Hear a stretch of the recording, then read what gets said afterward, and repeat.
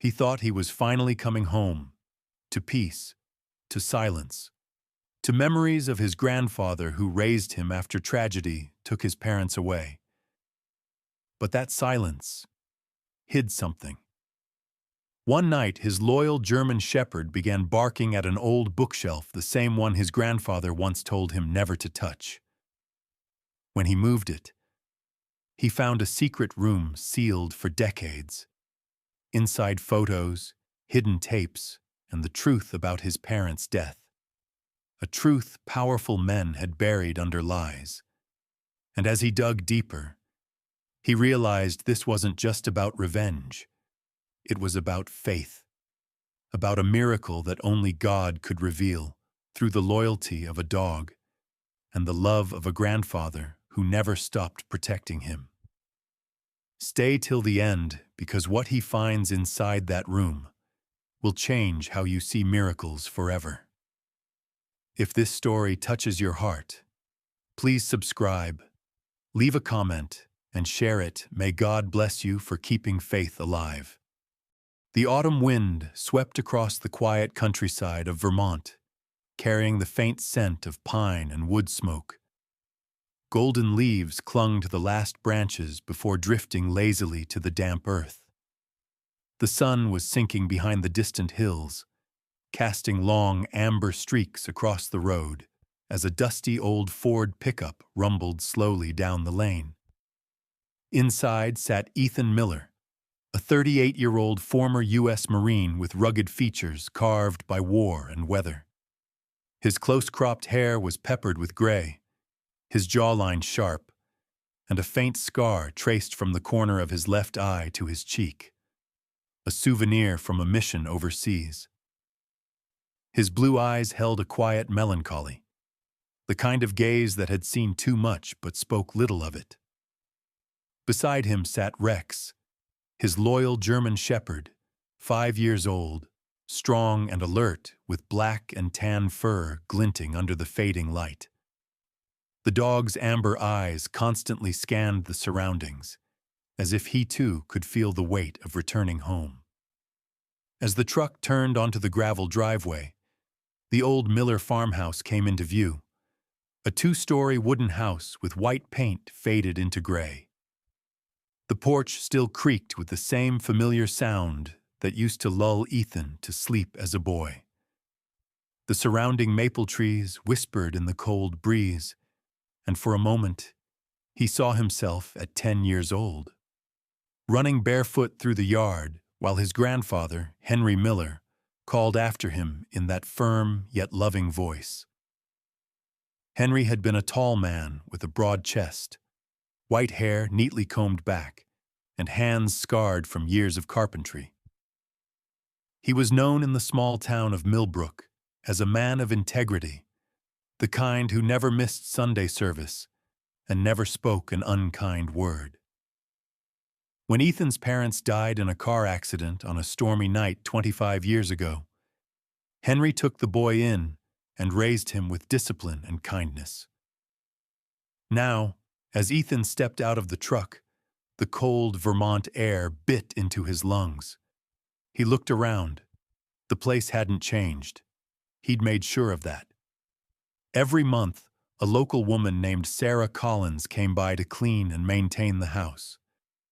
Sarah was in her mid-50s, tall and lean with shoulder-length silver hair often tied back in a bun. Her skin was fair and freckled, her eyes a kind hazel that always carried quiet understanding. A widow for nearly a decade, she found solace in simple work and in keeping the homes of others alive with warmth. She had promised Ethan years ago that she'd never move or rearrange a thing inside, out of respect for his memories. Sarah's old blue sedan was parked near the porch. She came out wiping her hands on her apron, a gentle smile forming when she saw him. "Ethan Miller," she said softly. "You look like you've wrestled with the world and came back winning." He managed a small smile. "Not sure about winning, Sarah. Just came back standing." Rex wagged his tail, trotting toward her, sniffing curiously before sitting down beside Ethan again. Sarah chuckled. He remembers me, doesn't he? He never forgets a friend, Ethan replied, giving the dog a pat. Sarah led him inside. The scent of lemon polish and old wood filled the air. Every piece of furniture was in its place. The old clock still ticked faintly. The framed photographs of Henry and a much younger Ethan still hung above the fireplace. Even the old hunting rifle rested on its mount. For a moment, Ethan's eyes grew moist. "You did a good job keeping it the same," he said. "I figured it was what you'd want," Sarah replied softly, her voice lowering as if not to disturb the spirits in the house. After she left for the evening, Ethan poured himself a glass of water and sat in the worn leather chair by the window. Rex lay by his feet, resting his head on his paws. The house was eerily quiet, save for the occasional groan of the floorboards. The walls seemed to hum with memories: his mother's laughter, his father's deep voice, the clinking of dishes at dinner. He remembered the night they never came home, the flashing red lights, and his grandfather's arms holding him tight as he cried. That was the night Ethan learned that life could change in a single moment. When Henry passed away 15 years later, Ethan enlisted. The war gave him something the world couldn't: purpose. It also took something he could never regain: peace. Now, standing in this house again, he felt that emptiness gnaw at him. He stood and walked slowly down the hallway, stopping at a wooden door at the end: the study. Even as a child, he had been warned never to enter that room. Henry's voice echoed in his memory. "That's a place for grown men and their burdens, not for little boys with dreams." The brass doorknob was cold to the touch. He hesitated but turned it anyway. The hinges creaked softly. The study was just as he remembered: a heavy oak desk, a typewriter, shelves lined with thick old books, and dust motes floating lazily in the beam of moonlight through the window. The smell of old paper and tobacco hung in the air. Rex stepped in behind him, his claws clicking softly on the floorboards. The dog sniffed around, then froze. His ears perked, and he let out a low, uneasy growl. Ethan frowned. "What is it, boy?" Rex barked once, sharp and alert, facing the tall bookshelf on the left. He moved closer, sniffing the base, then started scratching at the lower panel. Ethan knelt down, running his fingers along the wood. The panel felt slightly uneven, as if something behind it had shifted. He pressed his hand against it and felt a faint give, like a latch hidden beneath. His heart quickened. The bookshelf was heavier than it looked, but with a grunt, he managed to push it slightly. It slid an inch, then another, scraping against the floor. A thin line of cold air rushed through the crack, carrying the smell of age and something else: secrecy. Ethan leaned back, breathing hard. "You found something, didn't you, Rex?" The dog wagged his tail, eyes fixed on the opening. But exhaustion took hold. It had been a long day, and his mind swirled with too many ghosts. He decided to leave it for tomorrow. With a final glance at the bookshelf, he turned off the light and stepped out, closing the door behind him. As he climbed the stairs, the wooden boards groaning under his weight, he couldn't shake the feeling that the house was watching him, waiting for him to open a door that was never meant to stay closed. Rex stayed close, ears twitching at every faint sound. Outside, the wind howled through the trees, carrying whispers of the past. Somewhere within the walls, something old had stirred. Morning came wrapped in a thin layer of fog that drifted lazily over the Vermont hills. The farmhouse stood silent, its wooden boards glistening faintly with dew. Ethan woke to the soft creak of the house, and the rhythmic tapping of a loose shutter. Rex was already awake, sitting upright at the end of the hallway, ears pointed toward the study door. The memory of the previous night returned, the hidden latch behind the bookshelf, the cold breath of air that had whispered through the cracks. Something in that room was waiting for him. He brewed a cup of black coffee and leaned against the counter. The bitter scent mixed with the earthy smell of damp wood. The quiet should have been peaceful, but it wasn't. It felt like the calm before something long buried began to stir. Rex gave a low growl, the same sound he made before a mission in the desert. "All right, boy," Ethan murmured. "Let's see what's behind that wall." He walked into the study. Dust motes danced in the slanted sunlight. The air smelled of time, stale paper, tobacco, and something faintly metallic. The bookshelf loomed before him, tall and heavy, its wood darkened by decades of polish. Ethan pressed the hidden latch again. The shelf groaned, then slid aside with surprising smoothness, revealing a narrow passage of darkness. A cold draft flowed from within, carrying the musty scent of forgotten years. Rex stepped forward first, tail low, nose twitching. Ethan followed, ducking slightly to pass through the narrow opening. What lay beyond was a small hidden chamber, no larger than a walk-in closet, lined with shelves filled with old files, boxes, and photo albums.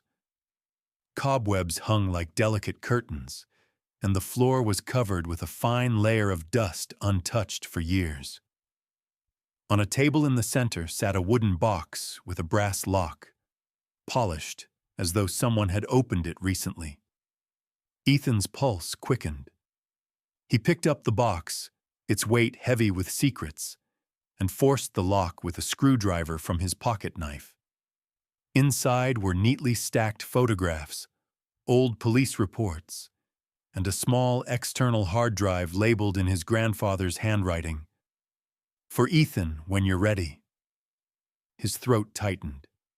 He set it aside and unfolded the first report, dated 25 years ago. The name jumped at him, Mayor Thomas Whitaker, and beneath it, a handwritten note. Suspect Luke Whitaker under influence. Evidence suppressed by department. Ethan froze. Luke Whitaker, he remembered that name vaguely. The son of the mayor, 2 years older than him. Tall, confident. The golden boy of Millbrook High. Luke had been known for reckless behavior, but always walked free. Ethan recalled the day of his parents' funeral. Mayor Whitaker standing beside Henry, shaking hands, offering condolences. Now the hypocrisy burned like acid in his chest. On the next page were printed photographs of a wrecked car, his parents' sedan crushed against a tree. Another image showed a black luxury vehicle with a dented bumper and blood on the grille. Attached to it was a faded receipt from a local auto shop, signed by Luke Whitaker. Henry must have collected these quietly, piece by piece, long after the town stopped talking about it. Ethan's mind raced. Why hadn't his grandfather told him? Why had he hidden this away? He noticed a small cassette tape tucked beneath the files, marked "Witness Night of the Crash." The handwriting trembled, suggesting Henry's hands were already weak with age when he wrote it. He searched the shelves and found an old tape recorder. The batteries were dead, but Ethan replaced them from a drawer and pressed play. A woman's voice came through, low and shaken. "I saw the accident. It wasn't an accident. The mayor's son was drunk. His friends tried to drag him away before the police came. Henry Miller told me to keep quiet. He said it was dangerous." Then silence, followed by Henry's deep voice, recorded over the same tape. "If my grandson ever hears this, it means the truth survived longer than I did. Protect it well." Ethan's hand trembled as he turned off the recorder. The room seemed smaller now, the walls closing in. His heart pounded, anger mixing with disbelief. For years he had carried guilt for not being there that night, for not saying goodbye. Now that guilt turned into something else. Rage. He could almost hear Henry's voice urging him to be careful, to think before acting. Rex whined softly, brushing his head against Ethan's leg. The simple gesture brought him back from the edge. "Good boy," Ethan whispered, rubbing the dog's ears. "Looks like we've got work to do." He spent the rest of the afternoon cataloging everything, scanning documents, copying files from the hard drive to his laptop. As he worked, he noticed that the hard drive had been accessed only once before, 3 years ago, the same year Henry died. Maybe the old man had planned to reveal the truth, but never got the chance. As dusk fell, Ethan closed the box and replaced the bookshelf carefully. The hidden latch clicked shut, as if sealing away the ghosts once more. He sat at the desk, staring at the single lamp glowing in the dim room. His reflection in the window looked older, harder, more like Henry's than he'd ever realized. Outside, the wind began to rise, whistling through the trees like distant voices. Rex sat by the door, alert again, ears flicking toward the darkness outside. "Easy, boy," Ethan murmured. But deep down, he felt it too. A shift in the air, a watchful presence. Somewhere out there, someone knew he was home. The farmhouse lights flickered as thunder rumbled over the hills. Ethan stood up, locked the study door, and whispered a quiet prayer. "Whatever you found, Grandpa, I'll finish it." Night fell heavy and cold over the Vermont Valley, wrapping the old farmhouse in a blanket of mist. The moon, pale and distant, hung behind drifting clouds, casting shifting shadows across the porch. Ethan sat by the desk, the documents still spread before him, their words now etched in his mind. Rex lay near the door, restless, his ears twitching with every faint sound from outside. The silence was too sharp, too deliberate. Somewhere beyond the tree line, something or someone was moving. Rex suddenly barked, deep and guttural, his fur standing on end. Ethan's instincts sharpened instantly, the Marine inside him waking like a switch flipped. He turned off the desk lamp, plunging the room into darkness. Through the thin curtain, he caught a glimpse of a faint red dot. A laser sight, moving slowly across the side of the barn. His heart pounded. He reached for the pistol he always kept holstered near the desk, an old Sig Sauer P226, cold and familiar in his palm. He crouched low, signaling Rex to stay quiet. The dog obeyed, though his muscles trembled with alert tension. Ethan crept toward the back door, every step silent on the wooden floor. Outside, the night was filled with the soft rustle of wind and the crunch of footsteps over gravel. He could hear low whispers, 2 voices, both male. One was raspy, impatient, the other calm, controlled. When he reached the side of the house, Ethan slipped into the shadows. The first man came into view, a bulky figure in a dark jacket and balaclava, armed with a flashlight and handgun. The beam of light swept across the ground. Behind him was a taller man, leaner, with a long neck and a noticeable limp on his right leg. His movements were measured, like someone used to command. Ethan recognized that gait. It was military. Whoever they weren't amateurs. He waited until the first man moved closer to the porch.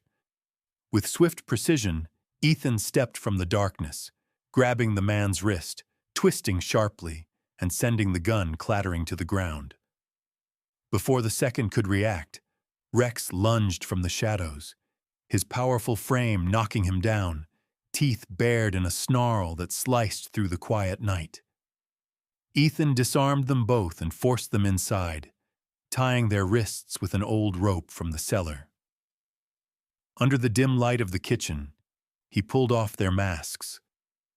The first man, Dale Rogers, was in his 40s, heavy-set with a rough beard and small, anxious eyes that darted around like a trapped rat.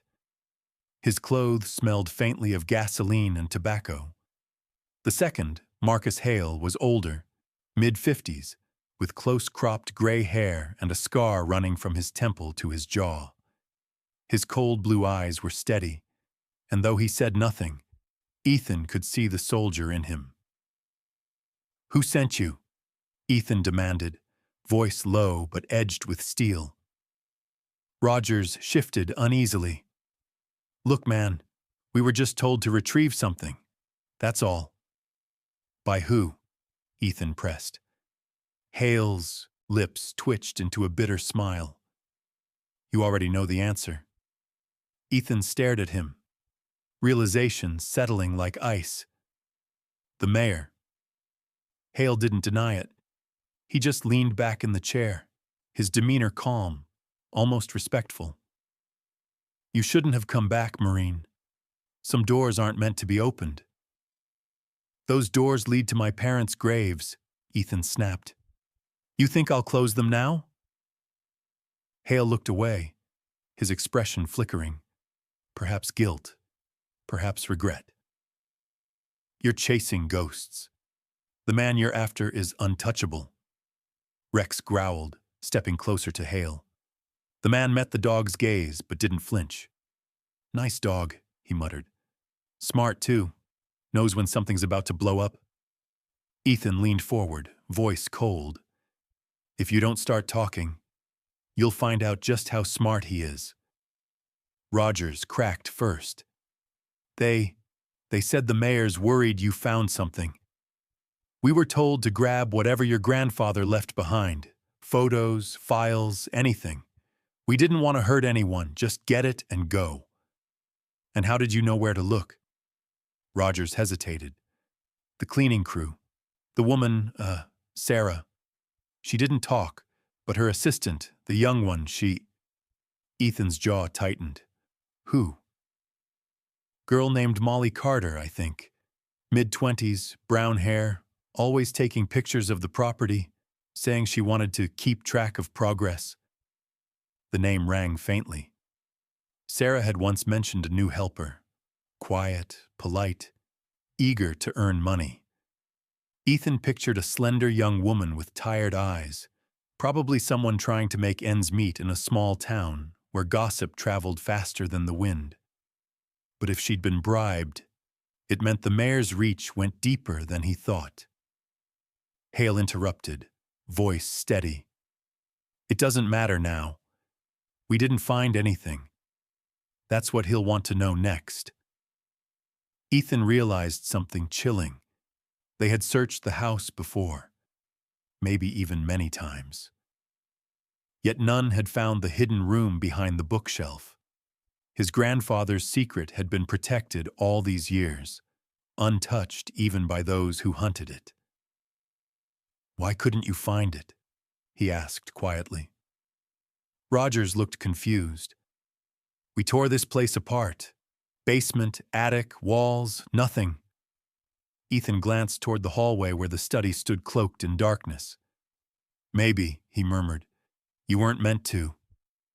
He called the sheriff's office, a small department with 2 deputies working the night shift. Deputy Carl Jennings arrived 20 minutes later. A stocky man in his early 30s, clean-shaven, with soft features that didn't match the badge on his chest. His uniform was neat, his tone polite but cautious. He seemed uneasy when Ethan mentioned the mayor's involvement. "You sure you want to go down that road, sir? People who cross him don't usually stick around long." Ethan handed him the confiscated weapons. "Just do. Your job, deputy." Carl nodded but avoided his eyes. When he left with the 2 intruders, Ethan stood at the doorway, watching the patrol car disappear into the mist. Rex leaned against his leg, quiet now, his breathing steady. I know, boy, Ethan whispered. Something bigger is coming. As thunder rumbled in the distance, he looked back toward the study. The bookshelf stood still and silent, but for the first time, he felt a strange warmth in the room, as if Henry's unseen hand was still guarding it. Maybe, just maybe, this wasn't luck. It was grace. Rain hammered against the windows as a storm rolled over Millbrook.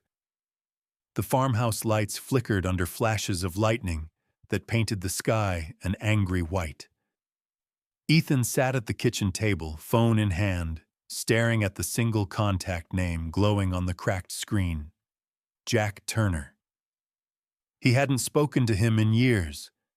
The last time was somewhere in Afghanistan, under mortar fire, both promising that if they ever got out, they'd never live in the dark again. Ethan pressed the call button. Jack answered after the second ring. His voice was rough but steady, touched by the weariness of a man who had seen too much truth to trust anyone. Ethan Miller. Took you long enough to find me. Ethan's lips twitched. Guess I only call when the world's on fire. Jack chuckled, a low sound. Then it's business as usual.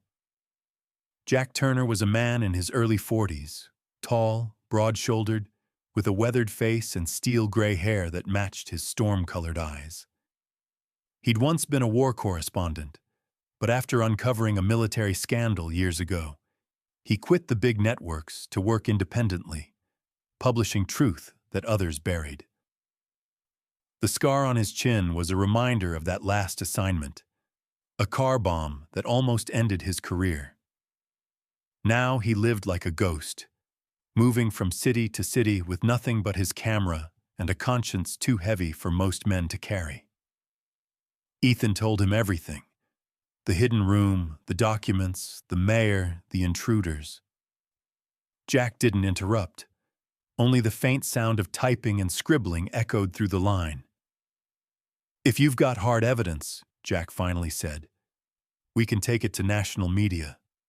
But you need to stay alive long enough to make it matter. I'm working on that, Ethan replied. They agreed to meet the next morning at an abandoned diner on Route 6, far from town eyes.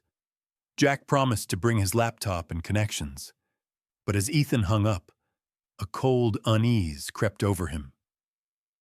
He'd felt this kind of quiet before, the kind that always came before an ambush. Rex was pacing near the window, his ears flicking toward the dark field outside. The storm drowned out most sounds, but every so often, Ethan thought he heard the faint crunch of boots over wet gravel. He turned off the lights, moved to the window, and peeked through a gap in the curtain. Nothing. Just shadows dancing in the lightning flashes. But Rex's low growl confirmed what his gut already knew. Someone was out there. Ethan grabbed his rifle, an old M4 carbine he'd kept since his discharge, its black surface gleaming faintly in the dim light. He checked the chamber, loaded a fresh magazine, and whispered, "Stay low, boy." The first window shattered a moment later. A flashbang rolled across the floor, erupting in a blinding light and deafening roar. Ethan shielded his eyes and dove behind the counter. Rex barked furiously, teeth bared. Silhouettes appeared outside the broken frame, 3 men moving with practiced coordination. Their movements were clean, military grade. These weren't hired thugs. They were professionals. Ethan fired 2 controlled bursts toward the doorway, glass and splinters exploding in a storm of chaos. One attacker fell with a grunt. The other 2 took cover behind a truck outside, returning fire. The house shook with thunder, the firefight illuminated by lightning flashes and the harsh glare of headlights cutting through the rain. Rex darted toward the back entrance, growling deep, alerting Ethan of movement near the barn. Ethan sprinted across the hall, his boots slipping on the wet floor. He burst out the back door just in time to see a figure climbing the fence. a smaller man in a black poncho, trying to flank him. Ethan tackled him hard into the mud. The man swung wildly, but Ethan's training took over. 2 quick strikes to the ribs, a knee to the chest, and the fight ended. The man fell gasping, his mask slipping off to reveal a young face, barely 30, eyes wide with fear. "Who sent you?" Ethan demanded, rain running down his face. The man coughed. "Mayor Whitaker. He said to retrieve the files. Said you stole something that wasn't yours." Ethan's fist clenched. That wasn't his to take. Before Ethan could ask more, Rex barked sharply, signaling danger. A 4th man appeared near the truck, raising a rifle. Ethan dove aside as the gunfire tore through the rain. He fired back, a single clean shot. The man crumpled. The only sound left was the rain and Rex's panting. After a long moment, Ethan stood over the field, chest heaving. The attackers lay unconscious or fleeing into the woods. The storm had nearly passed, leaving behind a strange stillness. Lightning flickered one last time, illuminating the wreckage, shattered windows, bullet holes, and the smell of gunpowder mixing with the cold night air. Ethan glanced down at Rex, whose fur was matted with mud, but whose eyes still burned with loyalty. "You did good, partner," he said softly, kneeling to pat the dog's neck. He gathered the attacker's gear, military-grade radios, encrypted phones, and unmarked weapons. These weren't simple mercenaries. They were trained operatives, likely hired through shadow channels. It meant one thing. The mayor had friends in high places. Ethan sat on the porch steps, rifle across his knees, rainwater dripping from his hair. He looked toward the horizon, where dawn was beginning to break. Tomorrow he would meet Jack. The truth was now too dangerous to hide, and too sacred to lose. Behind him, the farmhouse lights flickered again, but Ethan barely noticed. For the first time in years, he felt something close to faith, perhaps not in people, but in the quiet conviction that his grandfather had been right. The truth, once found, could never be buried again. Dawn broke softly over Millbrook, the first rays of sunlight piercing through the clouds that had haunted the town for weeks. The storm had passed, but its echoes lingered, in the puddles across the dirt road, in the smell of rain-soaked earth, and in the distant hum of news vans parked along the main street. For the first time in decades, the quiet little town was awake, buzzing with the sound of justice finally catching up to power. Ethan stood by the porch, the morning light washing over his face. His bruises were still fresh, his hands rough and bandaged, but there was a calm in his expression, the kind only found in men who have faced darkness and come out the other side. Beside him, Rex sat proudly, his fur still damp from the night before, his eyes alert but peaceful. The German shepherd had aged a little, gray strands beginning to show near his muzzle, yet his loyalty remained as fierce as the day Ethan brought him home from the service. The farmhouse, though battered and scarred, still stood tall. The broken windows had been temporarily covered with wooden boards. Inside, the faint smell of gunpowder lingered with that of old pine. But amidst the wreckage, there was also renewal. On the kitchen counter, a folded newspaper displayed the headline, "Mayor Whitaker Arrested. Decades-old cover-up exposed." Beneath it was a photo of Jack Turner, his gray hair ruffled by the wind, standing in front of national cameras, reporting the story. His determined face was that of a man who had waited years to see truth triumph. Jack had worked through the night, sending the evidence Ethan provided to trusted media contacts. When the story aired nationwide, the FBI stepped in, arresting the mayor and his son, Luke Whitaker. Justice, long delayed, had finally arrived. Sarah Collins appeared at the doorway that morning, carrying a tray of coffee and biscuits. Her eyes were tired but bright with pride. She wore a long beige coat over her cleaning uniform, and her silver hair caught the light like threads of hope. "You did it, Ethan," she said softly. "Henry would be proud." Ethan smiled faintly. He always wanted the truth to come out. "I just followed where he left the trail."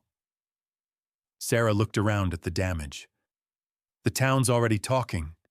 They say it's a miracle no one found that secret room all these years." She paused, her gaze falling to Rex. Maybe it wasn't luck at all. Ethan glanced down at the dog, his faithful companion who had somehow known where to look that night. "No," he said quietly. "It wasn't luck." Later that afternoon, Jack drove up the muddy path in his old gray Jeep. He stepped out, his usual rugged composure softened by relief. His trench coat flapped in the wind as he approached Ethan, offering a faint grin. "You look like hell," he said. Ethan chuckled. "You should see the other guys." Jack handed him a flash drive. "Every copy, every backup, the stories, out there forever. No one's burying it again." Ethan took it and nodded. "You did more than you had to." Jack shrugged. "I owed you. And maybe I owed Henry too." As Jack left, Ethan returned to the old study. The bookshelf now stood open, revealing the hidden door, no longer a secret, but a monument. Inside, sunlight streamed through the cracked window, catching dust particles that floated like tiny stars. On the desk lay a sealed envelope that he hadn't noticed before. The handwriting was unmistakable. Henry Miller, his grandfather's script, steady and deliberate, written in dark ink that had faded with time. Ethan sat down, his calloused fingers trembling slightly as he broke the seal. The letter read, "My dear Ethan, if you are reading this, then the truth has found you. I prayed that it would, though not through pain. There are things a man must carry alone, but there are others that must be brought to light, no matter the cost. I could not live long enough to finish this, but I knew you would. You always had your father's courage and your mother's heart. Do not let anger guide your steps. Let faith do it. Because only through faith does justice become mercy, and only through mercy does healing begin. Henry." Ethan's eyes blurred as he read the final words. The old man's voice echoed in his mind, patient, kind, and steady, just as it had been when he was a boy, learning to mend fences or pray before dinner. He folded the letter carefully and placed it back inside the box with the other relics. Rex rested his head on Ethan's lap, letting out a soft sigh. Ethan rubbed the dog's ear and whispered, "He was right, wasn't he? About everything." The dog's tail thumped once, gently, as if in agreement. As evening came, Ethan and Rex stepped outside. The sun was sinking behind the hills, painting the sky in strokes of gold and crimson. The fields shimmered with a quiet peace, the kind that follows storms and endings. Ethan turned one last time toward the house, toward the room that had held both the curse and the blessing of his family's past. He whispered a silent prayer. "Thank you, Lord, for showing me the way." Then, with Rex trotting faithfully beside him, Ethan walked down the dirt road that led away from the farmhouse. The wind carried the scent of pine and the promise of new beginnings. Somewhere in that golden light, it felt as if Henry's spirit and the grace of something greater walked with them. Sometimes, God doesn't send miracles wrapped in light or thunder. Sometimes, He sends them quietly, through a loyal dog's bark, through an old letter hidden in a dusty room, or through the strength to face the truth when the world tells you to stay silent. Ethan's journey reminds us that faith is not about avoiding pain. It's about trusting that every trial has a purpose. The storm may rage, the night may seem endless, but somewhere beyond it, God is still working, weaving redemption from broken pieces. In our everyday lives, we all have hidden rooms, places in our hearts where pain, regret, or memories lie buried. Maybe it's time we open those doors, let the light in, and see that even in sorrow, God's grace is quietly waiting for us. If this story touched your heart, please share it with someone who needs hope today. Leave a comment to tell us what faith means to you. And if you believe in second chances, in loyalty, and in God's quiet miracles, subscribe to our channel so you won't miss the next story that might lift your spirit. May God bless you, your family, and everyone who still believes that miracles are real, even the small ones that live in ordinary days. God bless you all.